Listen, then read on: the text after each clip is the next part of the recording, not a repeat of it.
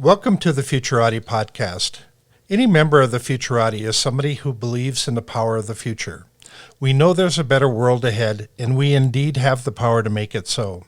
In our podcast, we talk to the best minds in the world about the most urgent problems facing mankind today, and we hope you learn as much from them as we do.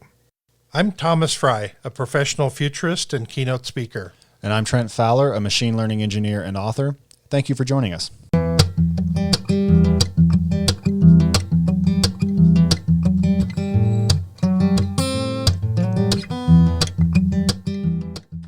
Good evening, everyone, and thank you for listening to the Futurati podcast. Tonight, we're joined by Joel Comm. Joel is an expert in digital marketing, the New York Times bestselling author of 15 books, a consultant with more than 20 years of internet business experience, and a world-renowned crypto evangelist. If you enjoy this interview, please don't forget to like the episode and subscribe on YouTube or wherever you get your podcasts. And don't forget to check out our new website, futuratipodcast.com.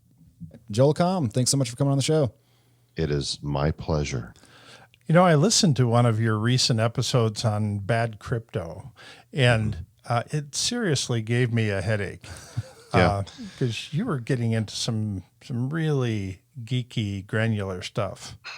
Yeah, when we started the show 4 years ago, the attempt was to try to be every man's show, right? Because we didn't know what we were talking about. That's why it's the Bad Crypto Podcast, not because crypto's bad. Right. Travis and I, we're not financial advisors. It's a crypto podcast experts. that's bad.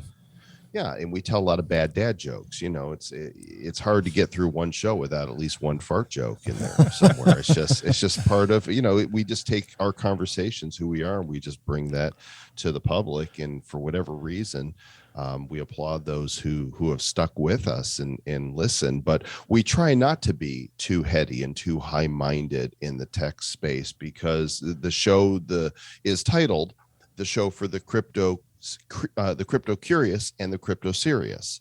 So there's something in there for everybody. So I hope I didn't make your head explode too much.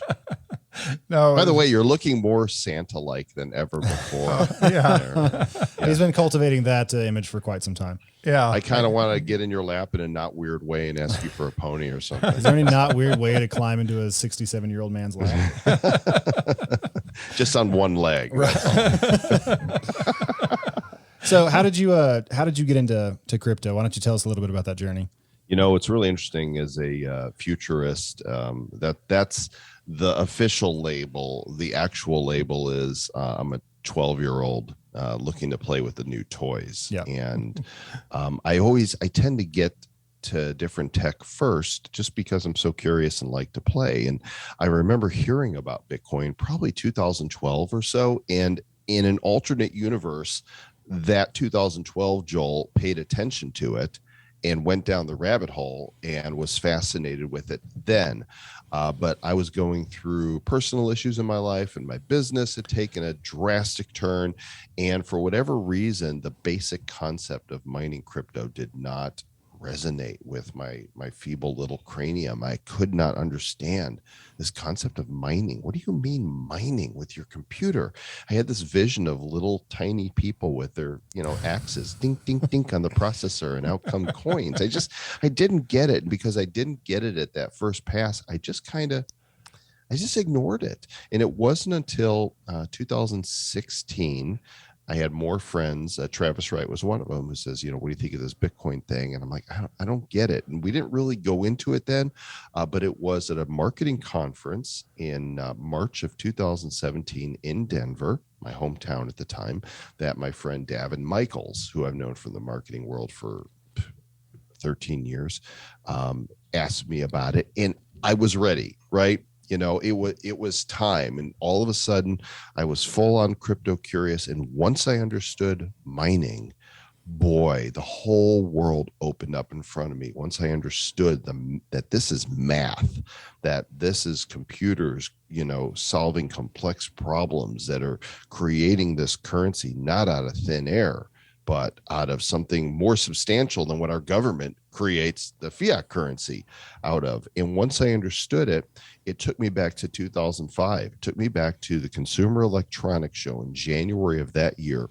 I had already been deep into tech and bulletin board services and America Online and Prodigy and Delphi and CompuServe. And Tom is probably like, oh, yeah, I know all those. And it reminded, that was the year at CES that I discovered the World Wide Web. And I thought, oh my gosh, this publication that I'm putting on disk and uploading as shareware, I can put on a web page. And by July of that year, I had my first website up. And crypto, understanding how blockchain worked and what Bitcoin was all about, reminded me of that experience in 1995. I said, this is that all over again. This is going to be ginormous. And I knew I had to go in. So I bought my first piece of a Bitcoin in May of 2017. And I've never looked back. So one of the techniques, we have a course on called Future Like a Boss that we teach on futuring techniques. And one of the techniques we talk about is what I refer to as attractionary futuristics, which is there's high probable events that are going to happen in the future. And if we can actually understand what these anchor points in the future are going to be, then we can start building around them and start understanding what's going to happen. And so I wanted to ask you a few questions kind of regarding that. By the way, that's so philosophical and so you are, that is quintessential Tom Fry right there, because you're a different kind of futurist than I am, right? You're the guy looking at the data and examining the landscape and predicting for the rest of the world what's going to be the next big thing. I'm out there playing with the toys and going, oh, this is cool. Nobody's seen this yet. What does it do? And then if I find something that does something, I do it again. And then I become proficient in it. And other people come to me and say, how did you do that? Yeah. Right. It says, so I call myself a functional futurist. It's the only functional part of my life, actually. So I was curious as to what that meant. Yeah. So you were going into a great question. Go ahead. Yeah. So one of the high probability events happening sometime in the future is Amazon and Walmart giving the okay to actually make payments in Bitcoin or some other cryptocurrency. How will that change the landscape? What effect will that have? And how soon will that happen? It's hard to believe that they haven't yet, but we're still in the early adopter phase, right, of the tech curve, the bell curve, and we're not even halfway into that. We're not even close to mainstream adoption here yet. El Salvador was the first country to say, okay, now Bitcoin is a legit currency here in our country. Our government doesn't know what to do with it. Yeah. From the CFTC to the FTC and the SEC and all of the, alphabet agencies, the IRS. They don't know what to do with it. So we're still a long way off from mainstream. And by long way off, I'm, 5-6 years before we get to the early part of that, I think. But Amazon is waiting. They don't have to hurry it. They're the biggest retailer in the world. Walmart's killing it as they are. There's no compelling reason for them to say, hurry up and get on it, because there's people everywhere waiting to spend their Bitcoin instead of, use their credit cards. That demand isn't quite there yet, but I don't know when it will happen, but I agree 100% that it will happen. And it's just going to pave the way to faster mainstream adoption when it does. And of course, it's going to send the price of, Bitcoin and whatever other cryptos they're going to accept, they'll skyrocket. So taking it one step further, how long before you think banks will actually be able to accept Bitcoin or some other cryptocurrencies, and you'll be able to convert that at your local bank? When they know they have no other choice, right? This is we're in a battle right now for the old world financial systems that are, what is it? What's the saying that they had? First they laugh at you, or then they ignore you, then they fight you, and then you win. Or I think something that's like that.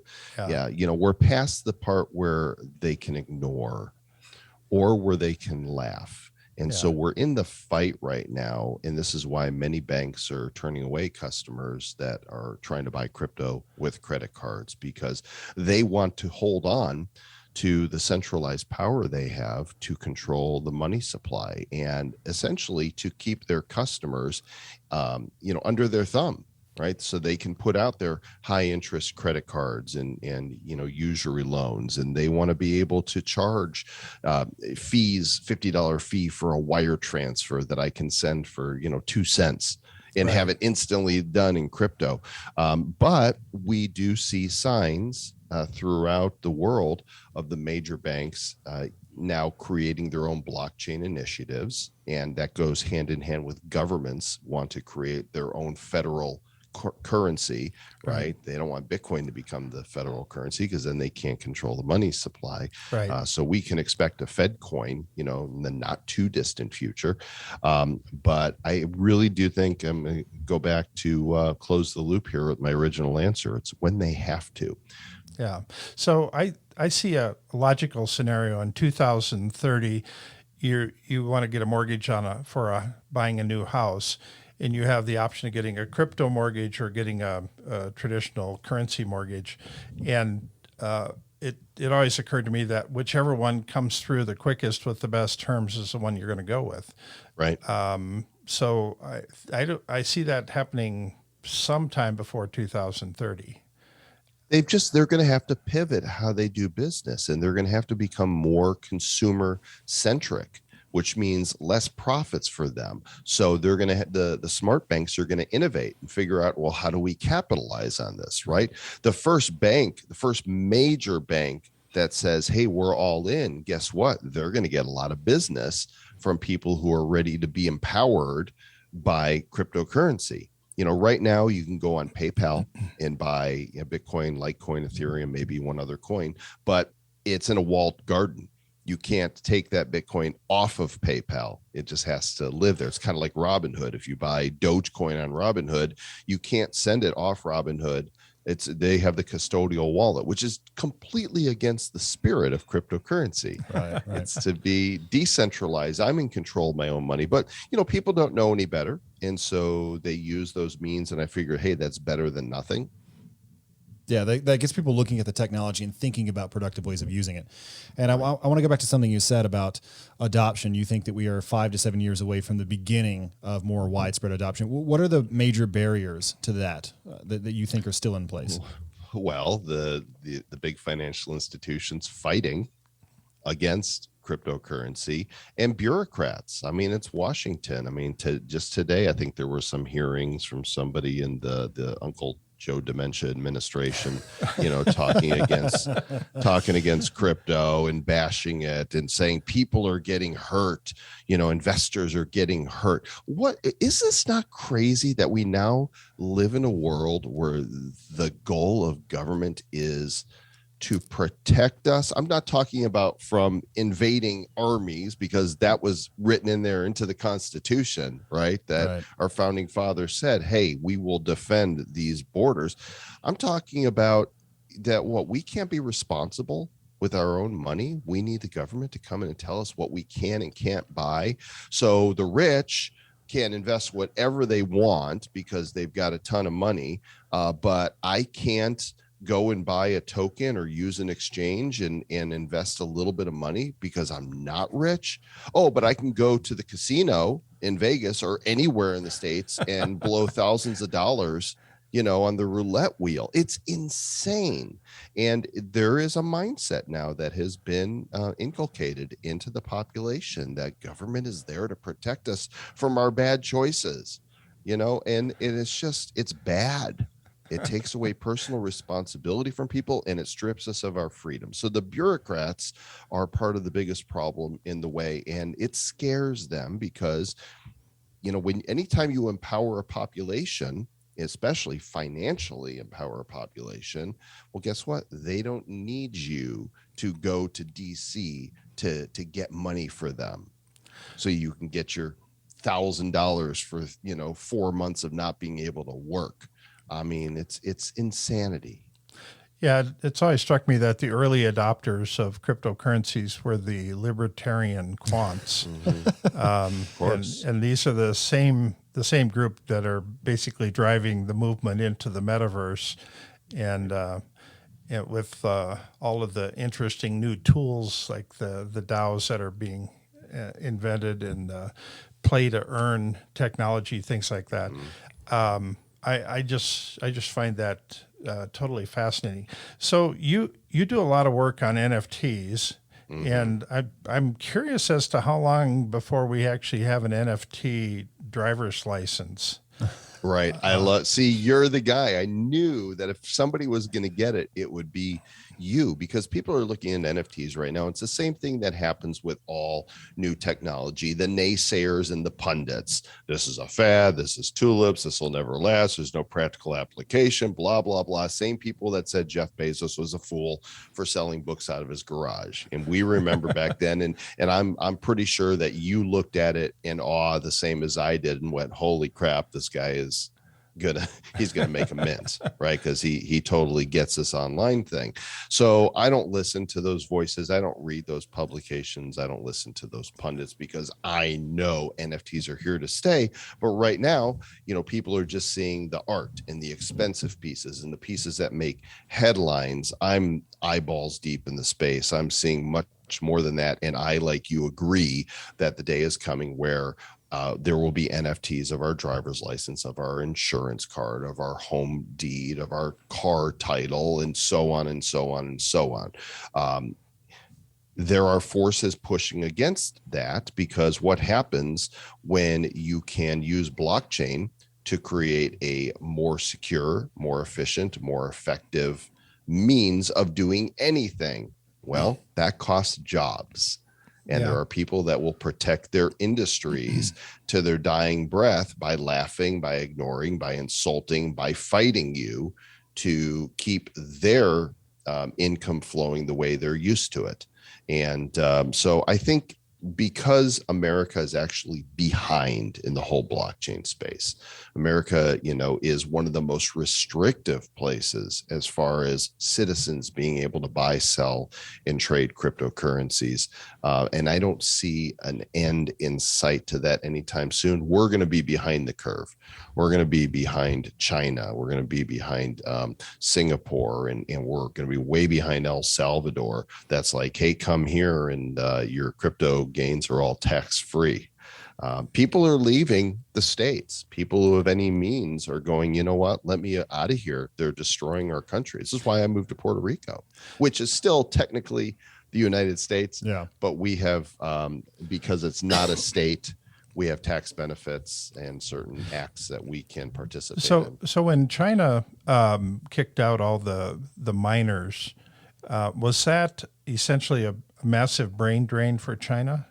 Because I think it was a huge win for everybody else. Yeah. Right. Okay. I don't, one of the things Bitcoiners don't like is, while Bitcoin is very decentralized, a lot of the mining power and hash rate was there in China. And I'm like, great, they just made a huge mistake. See, they can't control it, from their socialist top-down government. And so because they can't control it, they don't have the vision to figure out how this could actually be good for the country. And so their means of controlling it is to say, stop it. Great. Bitcoin continues. That just means other people can mine it other places in the world. Huge faux pas for them. And Bitcoin is unstoppable money. So great. They can disempower themselves, and that's good for freedom. So I actually kind of want to stick with the NFT theme for a little while, and I was hoping we could just back up a little bit. And I have a confession to make. I'm actually a data scientist at a crypto asset company, and I don't really know anything about NFTs or what they are or how they work. So could we just get like a high level overview of what an NFT is and Sure. why it's more special than the monkey eating a banana JPEGs that are floating around? Yeah. So NFT stands for non-fungible token. Of course, something that is fungible means they're all the same. So if you were to say to me, hey, Joel, you got $1 bill in your wallet, can you give it to me? I'd say, sure. And I'd open my wallet. And then I would look at you and say, well, there's a bunch here. Which one do you want? Right. Well, no, I wouldn't say that to you, because they're all the same. It doesn't matter. $1 is $1. They're all treated exactly alike. A non-fungible token, they are not. In the real world, something non-fungible would be a piece of real estate. If you said to me, hey, Joel, I want to buy a house. Now, when I say which one, there's meaning to it because each one is its own piece of property and its own particular XYZ coordinates on planet Earth with its own features and dimensions and so on, right? So that's fungible. We are non-fungible creatures, right? There's no two of us that are the same. We're like snowflakes. We're all different and unique. Some of us more snowflakier than others. Right. So in the world of cryptocurrency, NFTs are tokens that each one is unique. You could have some that look the same, but in the case of like a Bored Ape, let's say they all look the same. They don't. There's 10,000 Bored Ape yacht clubs. They all look different, but let's say they all look the same. They still have a unique identifier on blockchain, their own unique ID code and mint number. So just like, you might buy a piece of art that is signed by the artist and it's a numbered version and you might have number 3 of 75 and there's a certificate of authenticity on the back of it that says this is number 3 in a series of 75. Here's the certificate that the author, the artist validates that this is legitimate. Well, on blockchain, all of that data is captured right there at the moment of minting an NFT, creating it. And so that it is valid. And if it's in your wallet, that is the proof that you own this thing, whether it's a piece of art or whether it's a cartoon of an ape. You think of NFTs as programmable media. It's a box, and that box can hold anything you put into it. It could hold a document, a PDF. It can hold images. It could hold animations, GIFs. It can hold videos. It can hold music. It can hold any kind of audio, video, any kind of data is in that NFT capsule. So now there's no disputing who owns what belongs to who. There's never, hey, I'll trade you my Reggie Jackson card for your Ty Cobb card. Wait, that wasn't the deal. It's on blockchain. It's all completely validated. The transaction is all there. Now, one of the things I love about NFTs, either one of you collect anything, cards, trading cards, or other, Yeah, my kids had football cards. Okay, there you go. So you get these football cards and you buy a pack of them and out comes, your Joe Namath or your Bob Greasy or whatever it would have been from back then, Walter Payton, go Bears. And what happens to those over time? What are some of the things that can happen to any type of collectible like that? They deteriorate and they fall apart and get wet or they lost. Get Smoke moldy. damage, fire damage, get lost, or in my case, as much as I've forgiven my mother for this, one day I came home from school and 2 grocery bags full of baseball cards were in the trash. They were gone forever. Oh, man. Right? Stuff happens. Well, the beautiful thing about NFTs is those collectibles, which right now, NBA Top Shot, people are spending a lot of money on moments from NBA. People bought MLB's first NFTs that Topps released on the Wax blockchain. And those collectibles, they stay mint. There's no degradation to them. They look just as beautiful as they did the day they showed up in your wallet. There's no water damage. There's no fire damage. The only damage would be if you lose them, which you could do with a physical item as well. I was in my pocket. I was on my way to show it to somebody. It dropped on my pocket. It's gone forever, right? So if you lose the keys to your wallet, then you can lose your NFT. So always keep your keys and always keep them secure. And keys is just a fancy way of saying your password. Right. So is the value there just the same thing that drives the value of a collectible? It's just the fact that you have a provable, unique version of this? That's a scarcity, right? Yeah, there's definitely scarcity is a big deal. We've minted in our various IPs that we've created over 1 million NFTs on the Wax blockchain. And there are some in there that are one of ones. They're one of a kind. And if you have it, it's very desirable and valuable. There's others in there that there could be 1,000 of the same one, each with its own unique identifier. But when you look at the number of people that are coming to NFTs, those numbers are very small.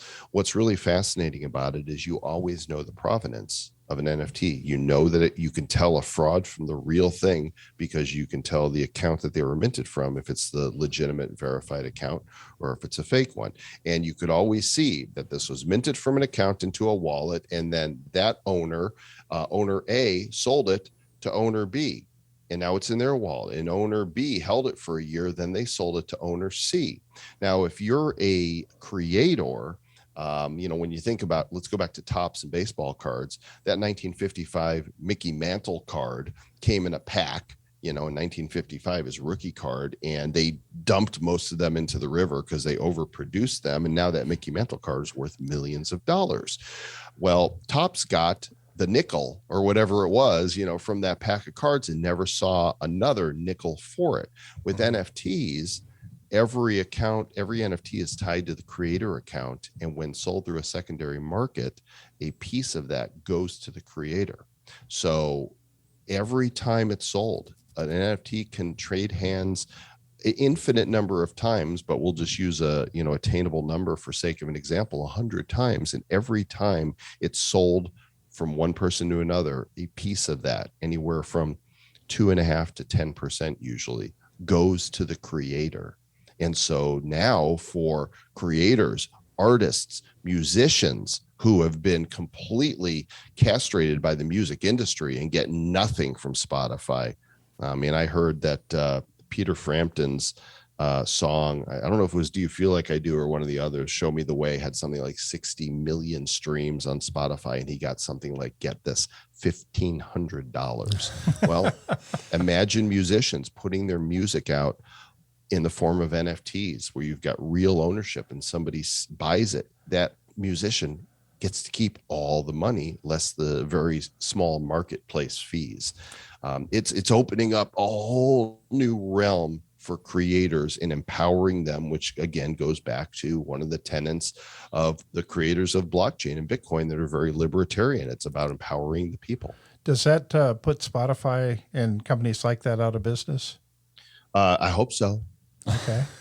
I hope so. Eventually, right? The more artists say, wait a second, I don't have to play this game because now I have a means to do my own distribution. And there will be major artists that step up first to say, all right, I am pulling my music. They no longer have a license to sell it on iTunes. They no longer have a license to put it on Spotify or Pandora.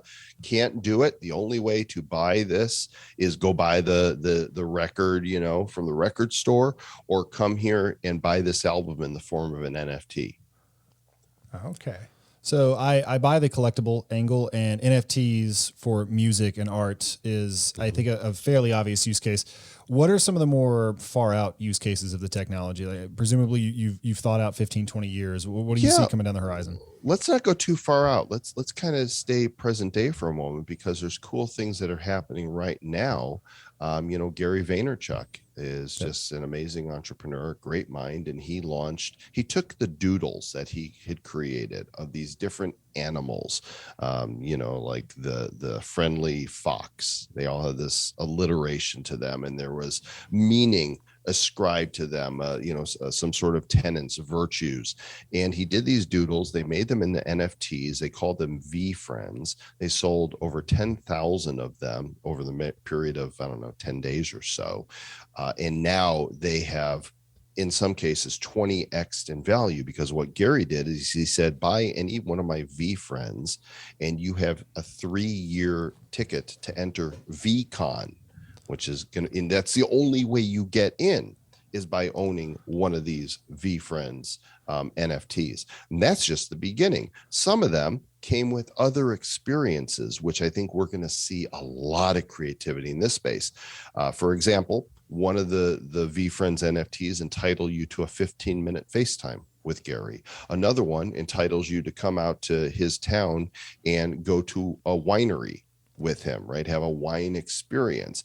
I own one called the Gift Goat. There was 555 gift goats that were offered, and they were crazy, ridiculously priced. It cost $20,000 to buy one of these. But I looked at Gary and I knew that he's going all in on delivering value. I bought a gift goat. There was 5 Ethereum at the time. Ethereum was at $4,000. Today, you cannot buy a gift goat off the secondary market for under 42 ETH. How much is that? I'm pulling out my calculator. At today's price, that's $140,000. Why? Wow. Because by owning a gift goat, Gary is going to ship physical gifts that he has hand selected and curated to each holder at least 6 times a year for 3 years. Wow. And people are speculating with all of the contacts and business, associates he works with, the companies, the brands that he's associated with, what's he going to send? And so the perceived value of this is through the roof. So the example here is tying something physical or intangible, an experience, to the NFT, where owning this NFT becomes your membership card and unlocks these various experiences. So we're seeing all kinds of things, from pudgy penguins to bored apes, and these communities grow around these NFTs, where part of it is about the art, but the other part of it is about the experiences and the community that owning a piece of this art unlocks. And we're going to see a lot of this. So it's kind of like a bundle of a couple of different goods, right? And that's part of what's driving the price. So I mean, in addition to the gift goat, right, which is just the art, and people might justifiably not be all that impressed by a $5,000 goat or whatever. It also comes, bundled in with that is access to Gary Vaynerchuk or to whomever is putting these things out. And because Correct. it's on the blockchain, because you can verify your own ownership of it, then you're able to bypass any security concerns. You're able to access that, and all of that is smoothed out, that whole process. Right. Now, one of the more popular art sites is called Nifty Gateway, and it's run by 2 brothers whose business got acquired by the Winklevoss twins. And they run Nifty Gateway, and they sell art every day. And I want to show you guys something. If you can give me screen sharing abilities, I know that your listeners won't see it, but I'm going to describe it to you once I'm able to show it to you. I bought a piece of art that it just tickled me. I thought it was super fun that this was available. And it is this guy right here.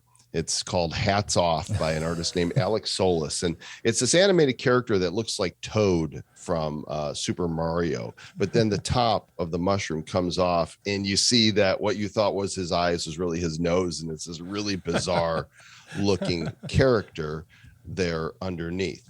So what's really interesting about this is you can see there's 75 of them, and I have number 49 by this artist. Well, the artist wanted to reward those who bought his NFT, so I got a box last week that had a little resin figure in it of the creation. So I'm holding in my hands, and it's substantive too. It's not plastic, it's resin. It's got weight to it. And this little character now is, a physical item. It's a reward that I got for having purchased this NFT. So that might make you think about ways to kickstart different projects, right? Because now this is what this is. It's basically kickstarting, your work with an NFT, charging whatever you charge. And now you also get this thing, and it doesn't have to be a physical thing. It could be something intangible. It can be an experience, and there's no end in sight to what those experiences can be. Now it's really up to the creativity of the creator and the communities, because as you mentioned earlier, Tom, there's more DAOs that are rising up in this blockchain era, and a lot of those DAOs are being formed around these communities of NFT buyers. So there could be 8,888 of one I picked up today was called Frogs in Disguise. And they're these silly looking things. They've got lore around it and why you're buying these and why they look like they do. But part of the funds they take in, they say they're contributing to the DAO and the community. If you own one, now you have a say, you have a vote. And where's the money going to be used? What activities and experiences are we going to create? And so many of these projects that are launching right now are using a similar model, creating a decentralized, autonomous organization that no single person is the CEO of it, but the community decides what's going to happen with the funds. Yeah, I've been saying all along that the same technology that's automating jobs out of existence is the same technology that's going to be creating the jobs in the industries of the future. Mm-hmm. So while people are quick to trash talk robots and AI and say how bad they are, they're also going to be a means of support in our future. And I think that's a interesting way of looking at that. Yeah, it's the good, the bad, and the ugly, right? The AI and the robots themselves are amoral. It's what we as humans do with the technology. They're implementing the social credit system in China. That is what I would call an evil use of technology, ranking people based on their social interactions and then taking away rights and privileges that they might have to travel, to leave their city, to buy, to experience commerce based on how other people's rate them. It's like that Black Mirror episode, right? Where people are voting people up and down. And there are those in America that would like to bring that same social credit system here. Talk about an Orwellian dystopian nightmare. So that's that technology gone awry, but it can also be used to empower people. So you're not in favor of gamifying citizenship? No, I think that citizenship should actually be, if we're going to gamify it, it should be in terms of productivity, right? Like, hey, you want to come here to our country? Great, come on in. Are you going to contribute, or are you just going to get on the welfare system? Why are you here to be a citizen who works, or are you here to steal from other people? I think in its most basest form, you have to have some sort of control over, your borders. But I think that China's gone over the top. So the libertarian mindset that's driving the creation of the metaverse, I mean, this is moving from a two-dimensional internet that we have today to a three-dimensional something that you experience, that you actually move into. Mm-hmm. It appears to me that the current tech giants that are out there are going to be pushed aside because nobody trusts them. Why? Why would nobody trust? For completely Google? Incomprehensible reasons, no one trusts them. Yeah, because they're pure evil. They're pure evil. We are the product. I try to avoid Google as much as I can. I think Zuckerberg gives Google a run for their money in being evil, but they do not have our interests at heart. And you know what? Their tools aren't that great. There's other search engines. I use DuckDuckGo. I never use Google to search. And they give me great results and they don't track me. I don't use the Chrome browser. I use the Brave browser that doesn't track me and doesn't throw Google ads, all up in my face. There's alternatives and people just don't know about them, but it's so easy to cripple these tech giants. I've been on Facebook all year. It has been the most liberating thing. January 6th, I was like, that's it. I can't handle anymore. I'm done. A totally random date, right? Yeah, totally random date. It was like a line in the sand. It was like, you know what? Nobody changes anybody's mind here. People are going to people, and I'm out. And it has been, I deleted it from my phone. I took it off my frequent, browser things. My account is still there. I keep Messenger on my phone because there's a few people who don't know how to reach me in the venues that I use now, which are Telegram, Discord, and Signal. I'll tweet, but I'll tweet about NFTs for the most part because Twitter is also a crap hole, a cesspool of, one-sided bias narrative that they're feeding people, and those who are unaware that it's being fed to them are gobbling it up as though it's the actual news and the truth. And I've had enough of it. And I am so much happier and at peace not keeping up with the social sites. I haven't posted on Instagram all year either. It's been wonderful. I recommend everybody try it. You don't need those sites. Yeah, don't hold back. Yeah, Just tell us what you really One think. thing this podcast has missed is some barn burner like Unabomber speeches against all of the modern world. So I'm glad we can check that box now. Yeah. Well, I don't say burn it all down. I mean, Not the NFTs, not the NFTs. It's Atlas shrugged, right? It's like, okay, the producers of the world, they're being chased out of the states and the cities because they're being taxed to oblivion. They're like, all right, fine, I'll go to Portugal, I'll go to the Cayman Islands, I'll go to Puerto Rico, I'll go to a state, that doesn't tax me in oblivion. I'll stay in the States, but I'll go to Texas, where there is no state income tax. And they're finding other ways, and those with means will find that way. So as the government tries to tax the quote unquote rich, which a lot of people don't even realize what rich means in the US now. It's not as much as you think. Yeah. They're going to go, all right, well, I'm going to protect what I got, me and mine, and guess who's going to suffer more? Those that don't have. So it never solves the problem. Yeah, I feel like Atlas Shrugged would have played out differently if John Galt had access to a blockchain of some sort or another. Yeah, and I'm not a big fan of Ayn Rand's overall philosophy. I like the story, and I like the fact that you get to the point where, hey, you can't help people because bureaucrats are getting in the way of you helping them.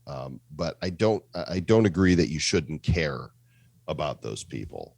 That was objectivism was too inhumane for me, because in some respect, we are our brother's keeper. We do have some responsibility to take care of the needs of, the sick, the poor, the elderly, the hungry, to give them a hand up to get on their feet so that they can take responsibility for their lives where possible. So we've spent a lot of time talking specifically about NFTs. What are some other applications just of broader blockchain technology that you're interested in? Oh, DeFi. Decentralized finance. I mean, this is the thing that scares the crap out of the traditional financial institutions. I mean, when was the last time a bank paid you any significant interest on your money?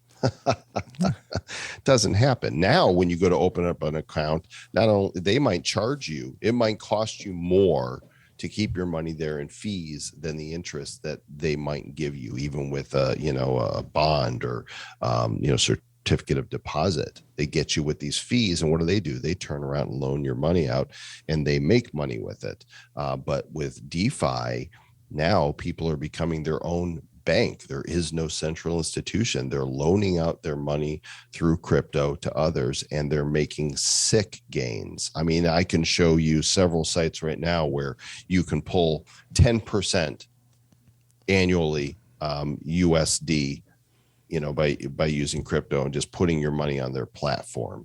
And that's kind of a minimum. There's people, when these new DeFi platforms are launching, sometimes people are making 1,000%. Some of them last, some of them don't. But it's the wild, wild west and a brave new world. And we're seeing now DeFi also move into the realm of NFTs, where you own certain NFTs and you can stake them. And by staking them, you're earning interest on them for staking them. There's people much smarter than me that are figuring out how to do this. I'm just happy to discover it and go, how does this work? Can I do this? What do I need to do? Really? That's all there is to it? And now I'm earning on my money interest that I haven't seen from a bank in my whole adult life. Sign me up. So that's something you're doing right now. Oh, yeah. You're loaning funds out, acting as sort of a financial intermediary. Yeah, basically what you do, for example, there's an app called crypto.com. It's a pretty popular exchange, and you can take some of your crypto. So let's say, for example, USDC, which is Coinbase, that they're the largest US exchange. They have a stable coin. It's pegged to $1 so that people can trade in and out of crypto without going to fiat currency. They can stay in crypto. And if you have USDC in crypto.com, you could say, okay, lock it up for 3 months, for 6 months, or for 12 months. And it tells you specifically you're going to earn this interest on that while it's locked up. So basically you're loaning out the money that's there by locking it up, because they're using those funds now to make money. And so that's how you do it. It's not like I go to a person and say, all right, I'm going to loan you some crypto. You just do it through these platforms and it's all automatic. Now, the downside is because this is Wild West, this stuff is not FDIC insured. Can anything happen? Yeah, anything can happen. Do they want to go out of business and get sued? I don't think so. So far, so good. But, in this brave new crypto world, there's bound to be stories and isolated incidents of people losing their money. And of course, those are the stories that hit the mainstream news because they want to scare people from thinking for themselves. Yeah. So when it comes to resolving conflict, how does that happen? I mean, if somebody steals your Bitcoin, I mean, is there a court that you go to? Is there which police department do you talk to? Blockchain court. Dun dun dun dun dun dun dun. Look, I mean, you would call authorities in your region or the region where you feel like the theft took place. But let's face it, when you're online, people can be anonymous. And so first of all, the key to not being ripped off with your crypto is never post your keys anywhere publicly online. Always keep control of, your passwords and your accounts, and don't store your crypto on exchanges. There's a reason they're called exchanges. They're to exchange your crypto. Keep your cryptos offline in a cold storage wallet, a ledger, a Trezor. These are all products that you can find. Don't buy them on Amazon either. Buy them directly from the manufacturer, because somebody at Amazon could open up one of those, take the keys from it, reseal it to be brand new, and then it gets sold. And then they can check that wallet one day and it belongs to them because they have the keys to the kingdom. So buy them direct from the manufacturer. What was the question? I think I rabbit trailed there. So it's about handling the inevitable conflicts that. Oh yeah. Crop up. So everything's on. First of all, think of how much money is spent with banks in anything that where there could be a dispute. I paid that bill. No, you didn't. Yeah, I wrote to just send us your canceled check. And then you do it, right? And you open up disputes with credit card. I didn't charge that. Yes, you did. Well, I did. There's a dispute. Well, with blockchain, all transactions are right there. It eliminates most support in the financial sector, most phone calls, most need for people to deal, with these issues, and they're settled immediately because you could see.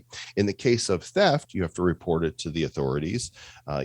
Don't be stupid with your crypto and your keys. Protect it just like you would if you had a pocket full of cash, or you had a pocket full of gold. How are you going to, if you're walking down the street with your wallet for anybody to steal it from you, they still need to know the password to get to it. Right. So on all accounts where you do need security, two-factor authentication is always available with almost all of them. Don't use SMS authentication. Use either Authy or Google Authenticator. As much as I hate Google, the Authenticator is secure to my knowledge, and it gives you that 6-digit code that you put in when you log in. So somebody could even have a password to your account, but if they don't have the Authenticator code, it doesn't matter. They can't log in. So virtually nothing that you've said today is common knowledge. To get it will be to get it to the point where the average person on the street understands all of this, kind of the way that you do. What's the path to getting there? I mean, there's nobody teaching it in schools or anything. No, they should be, but let's face it, our universities have failed us now for a couple decades. They've just become our institutions of higher learning have unfortunately become indoctrination centers for many, right? And especially in the liberal arts, they're not teaching people, history and math and reading and science anymore. They're teaching them what to think, right? They're socially engineering them to go out there and, get angry about the things they say to get angry about. Now, this does not necessarily apply if you're going for a profession, say, a doctor. Well, yeah, you need to go to college and learn how to cut that person open. A lawyer, an accountant, an engineer, right? There's places for education, but this is why I recommend to parents, don't send your kid to a high-priced university for their undergraduate degree.